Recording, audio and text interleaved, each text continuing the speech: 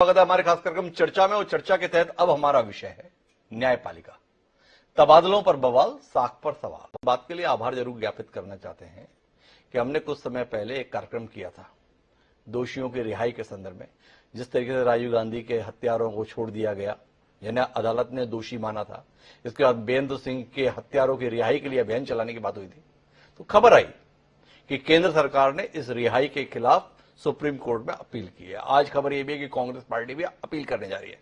हम केंद्र सरकार की इस पहल का स्वागत करते हैं। तो हमारी स्पष्ट मान्यता है दोषियों को इस प्रकार की रिहाई से समाज में एक गलत उदाहरण स्थापित होता है। और अब इसी पर हम आगे बात करते हैं। सर्वोच्च न्यायालय के नए न्यायाधीश बने चंद्रचूड़ जी। चंद्रचूड़ जी की अध्यक्षता में 16 तारीख को एक कॉलेजियम की बैठक हुई, जिसमें 4 और वरिष्ठतम न्यायाधीश जो सुप्रीम कोर्ट के साथ बैठे और इन्होंने बैठ के उच्च न्यायालय के 3 न्यायाधीशों का अन्य राज्यों में स्थानांतरण का फैसला किया। इसके तहत गुजरात के संदर्भ में भी फैसला था, मद्रास के संदर्भ में था और तेलंगाना के संदर्भ में था। इस फैसले के साथ ही बवाल शुरू हो गया। कुछ राज्यों में वकील इस फैसले के खिलाफ हड़ताल पर चले गए। खासतौर पर गुजरात के संदर्भ में यह खबर सुर्खियों में बनी कि वहां के हाईकोर्ट के न्यायाधीश निखिल करियल जी, उनके पटना हाईकोर्ट में प्रस्तावित ट्रांसफर को लेकर गुजरात की अदालतों में वकीलों ने काम का बहिष्कार कर दिया। उन्हें यह तबादला रास नहीं आया। सवाल इस बात का है कि क्या अब वकीलों की मर्जी के अनुसार अदालतों में न्यायाधीश काम करेंगे?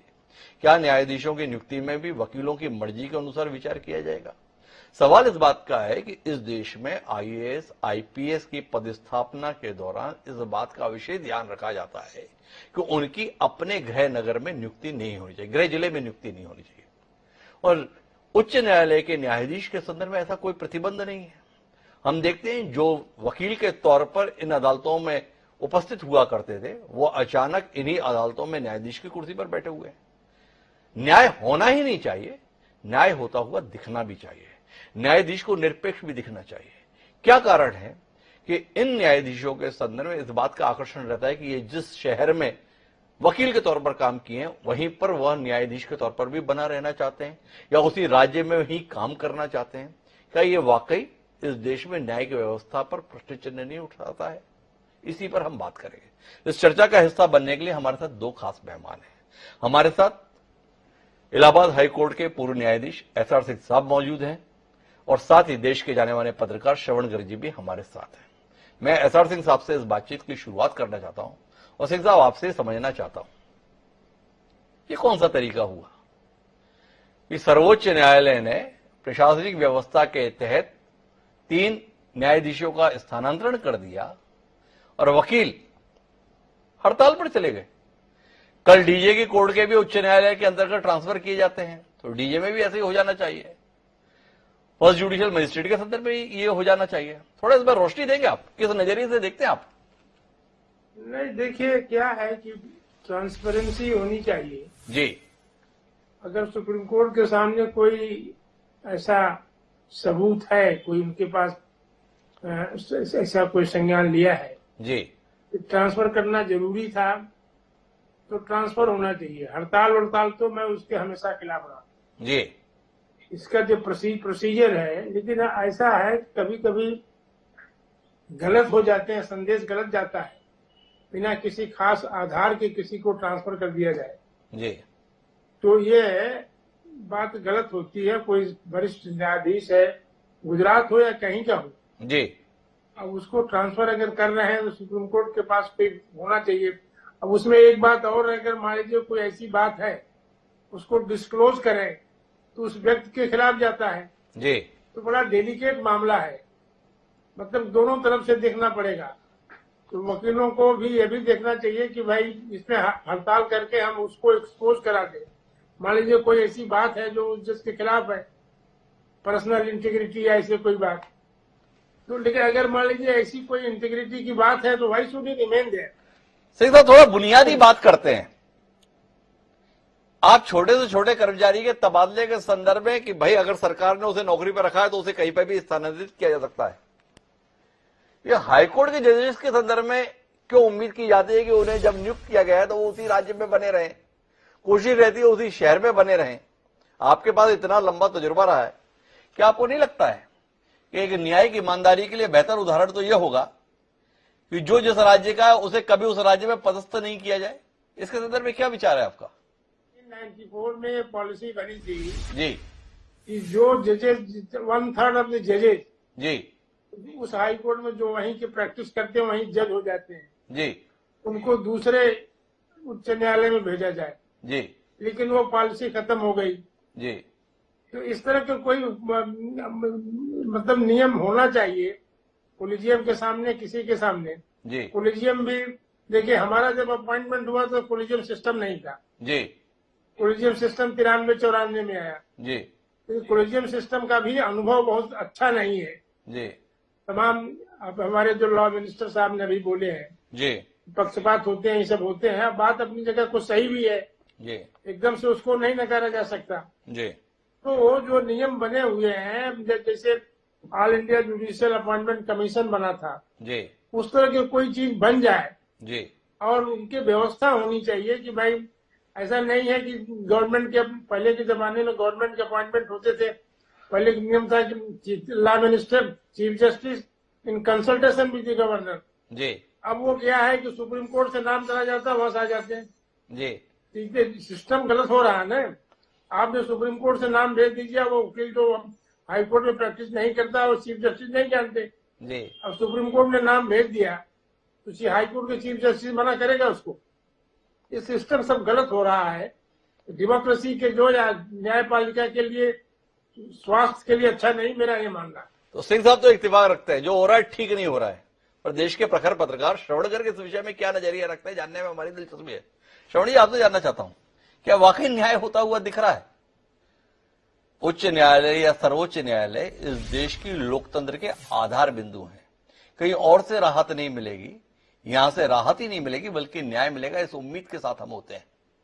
और हालत यह हो गई है कि वकील ये इच्छा रखना चाहते हैं कि अदालत में जो जज बैठे वो उनकी मर्जी के अनुरूप होना चाहिए, और अगर जज का ट्रांसफर हो रहा है तो वकील इसके विरोध में सड़क पर उतरेंगे। आज वकीलों अदालत के अंतर्गत जज के ट्रांसफर में उतर रहे हैं, कल फैसलों के संदर्भ में भी उतर सकते हैं। क्या कहते हैं आप इस हालात को लेकर? देखिए, मैं थोड़ा सा, मेरा एक अलग विचार है हिमांशु जी। जी आपने पूछा कि न्याय हो रहा है क्या? जी मैं जानना चाहता हूं कि क्या अन्याय हो रहा है। जी हमको इस संदर्भ में देखना चाहिए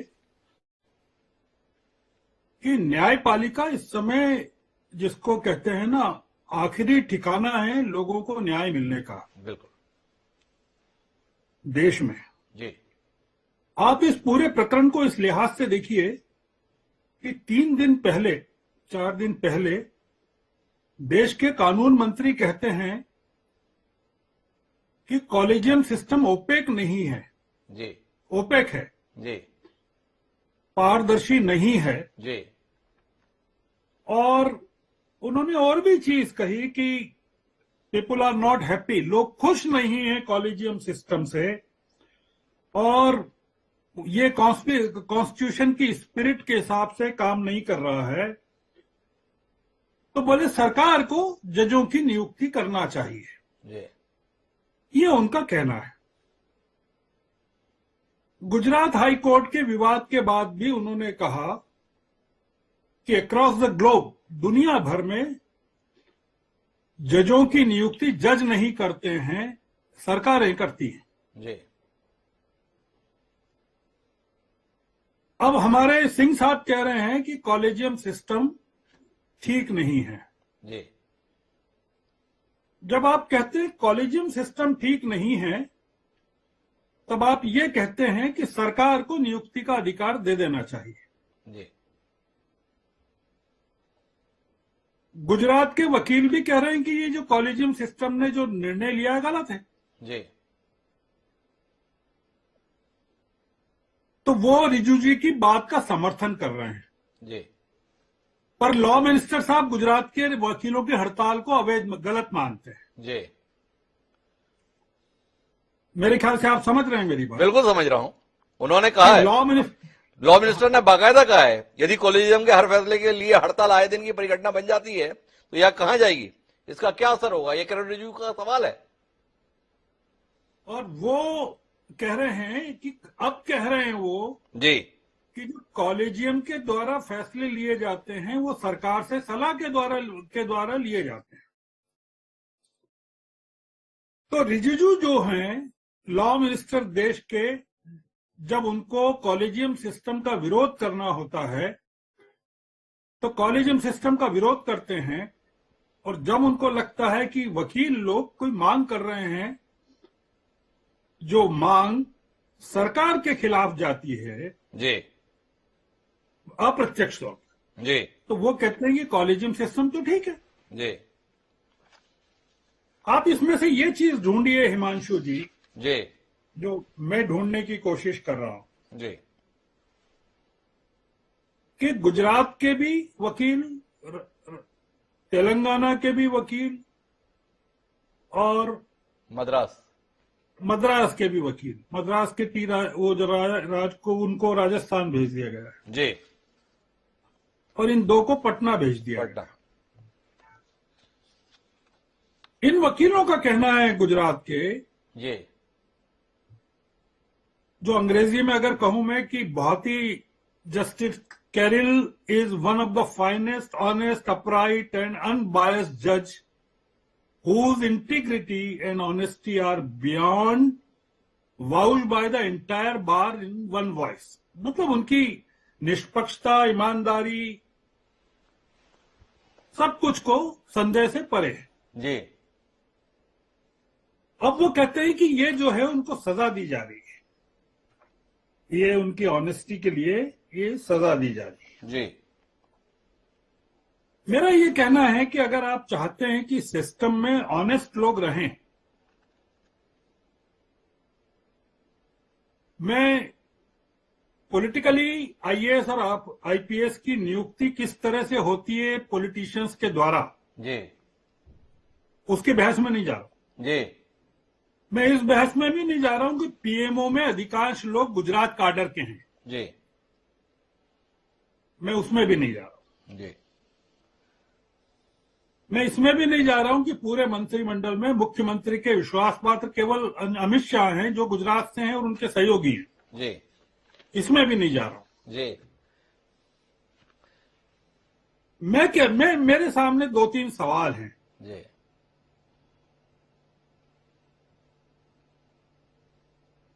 कि अगर आपको न्याय की अपेक्षा करनी है, मतलब मैं इसका समर्थन नहीं कर रहा हूं हड़ताल का, जी पर मैं इस हड़ताल में से कुछ जो संकेत ढूंढ रहा हूं जी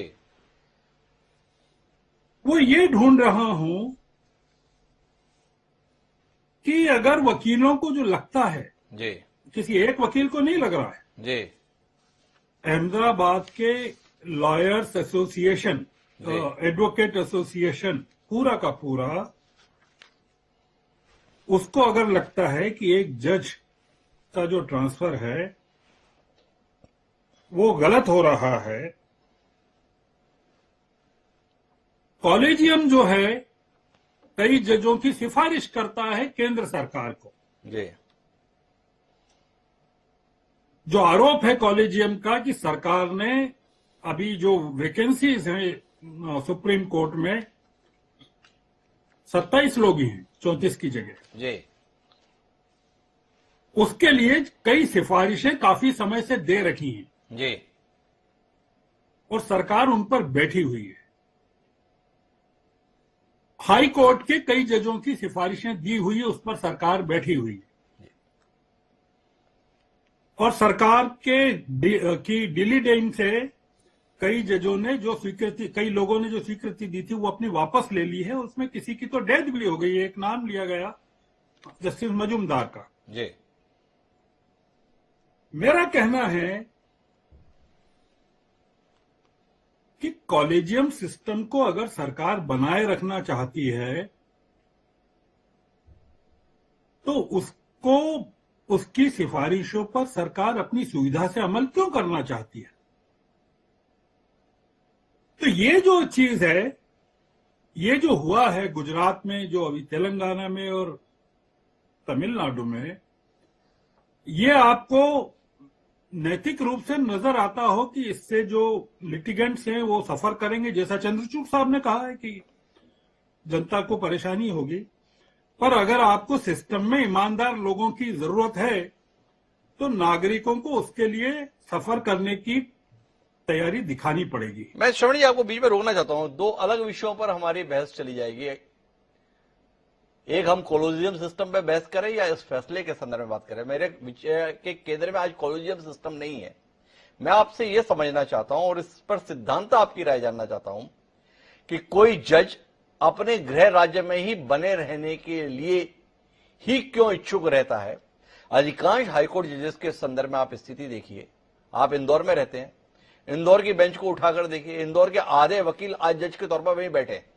उनके आधे मुवक्किल कि वो पहले कभी वकील रह चुके हैं जो अलग अलग कोर्ट में हैं, या उनके अपने मित्र हैं जिनके भतीजे आदि उन्हीं की कोर्ट में पैरवी करने के लिए आ रहे हैं। बीच में जिस बात का उल्लेख सिंह साहब कर रहे थे, ये 90 की दौर की बात थी जिसमें ये चाहा गया था कि गृह राज्य से बाहर भेजे जाए। आरसी लाहौटी जो ग्वालियर हाईकोर्ट के जज हुआ करते थे, इसी के तहत दिल्ली उच्च न्यायालय आए और सर्वोच्च न्यायालय तक पहुंचे, कई लोगों को सुपरसीड करते हुए। मैं आपसे जानना चाहता हूं कि इस पे आपका कोई सैद्धांतिक रूप से विचार है कि इन जजेस के संदर्भ में गृह राज्य में पदस्थापना प्रतिबंधित होनी चाहिए। ऐसे किसी विचार के साथ में आप खड़े होना चाहेंगे? नहीं, ये फिर फैसला अगर है तो इसमें जो तमाम आईएएस आईपीएस अधिकारी हैं जी, वो उन पर भी लागू होना चाहिए। जी, वो जब अपने प्रेफरेंस देते हैं, कार्डर प्रेफरेंस देते हैं, तो अपने गृह राज्य का देते हैं और उनकी नियुक्तियां होती है और कई बार तो उनके गृह जिलों में भी होती है। जी, आदमी की योग्यता का पैमाना या आदमी की ईमानदारी का पैमाना उसका गृह राज्य होगा कि उस सिस्टम में जो वो चीज कर रहा है ईमानदार है कि नहीं और कानून की डिलीवरी कर रहा है कि नहीं, ये होना चाहिए। अब हाईकोर्ट जज बन गया श्रवण जी, तो ईमानदारी तो वैसे ही सर्टिफाइड हो गई। न्यायाधीश की कुर्सी पर हमने बिठा दिया, वो भी उच्च न्यायालय के न्यायाधीश की कुर्सी पर व्यक्ति बैठा है, तो उसके बाद ये ईमानदार है और ये बेईमान है, ये कैसे तय हो? आज गुजरात के वकील ये हड़ताल कर रहे हैं, one of the most honest, और बाकी क्या है जो गुजरात उच्च न्यायालय में न्यायाधीश की कुर्सी पर बैठे। अपने आप में सवाल पैदा नहीं हो गया? मैं उसी बात पर आ रहा था हिमांशु जी कि ये तो आपको इन्फ्रेंस निकालना पड़ेगा जी, कि जो वकील हैं वो किसी एक पर्टिकुलर जज के ट्रांसफर को लेकर एजिटेटेड क्यों हैं जी, और किसी दूसरे जज के ट्रांसफर को लेकर या पनिशमेंट को लेकर नाराज क्यों नहीं होते। जी, ये और दूसरा ये कि बाकी जजेस को ये महसूस हो सकता है कि ये जो जस्टिस हैं जिनके बारे में कैरियल जो हैं जी, इनको लेकर इतनी बात की जा रही है, प्रस्ताव पास किए जा रहे हैं, तो हम लोग क्या ईमानदार नहीं हैं जी। या बाकी जजेस ईमानदार नहीं हैं? तो श्रवण जी भी ये तो ये सवाल तो- उठा रहे हैं। मैं सिंह साहब के पास जाता हूं और उन्हीं से पूछता हूं, बाकी जजेस के संदर्भ में क्या माने सिंह साहब? बाकी के साथ में ईमानदारी का सर्टिफिकेट नहीं है? इनका ट्रांसफर हुआ है, जी, उन्हीं के बारे में तो राय दी जाएगी। इनका ट्रांसफर नहीं हुआ है जी, या जिनके खिलाफ कोई एक्शन नहीं लिया गया, उनके बाद ईमानदार बेईमान होने का प्रश्न नहीं उठता ना।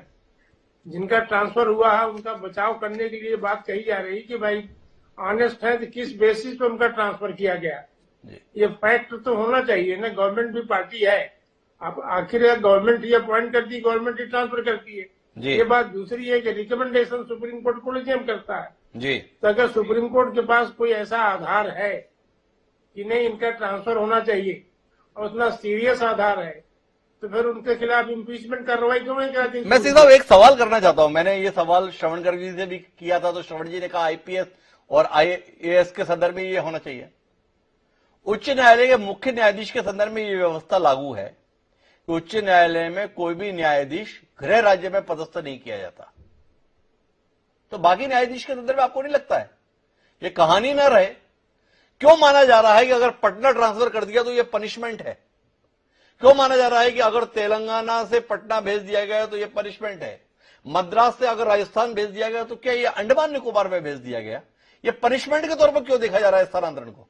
बात नहीं है, पनिशमेंट की बात नहीं है। ट्रांसफर जो हुआ तो किस बेसिस, आफ्टर ऑल डेमोक्रेसी में जी कोई रीजन होना चाहिए किसी भी आदेश के लिए ना। ऐसा तो नहीं है कि चाहे सुप्रीम कोर्ट हो चाहे गवर्नमेंट हो, जी तो किसी तरह आर्बिट्ररी एक्शन के लिए तो नहीं आप सपोर्ट कर सकते ना। जी कोई बेसिस होनी चाहिए ट्रांसफर का। अब उनके पास कोई बेसिस है कि नहीं है ये तो हम नहीं जानते, शायद आप भी नहीं जानते, जी। क्योंकि डिस्क्लोज नहीं किया गया।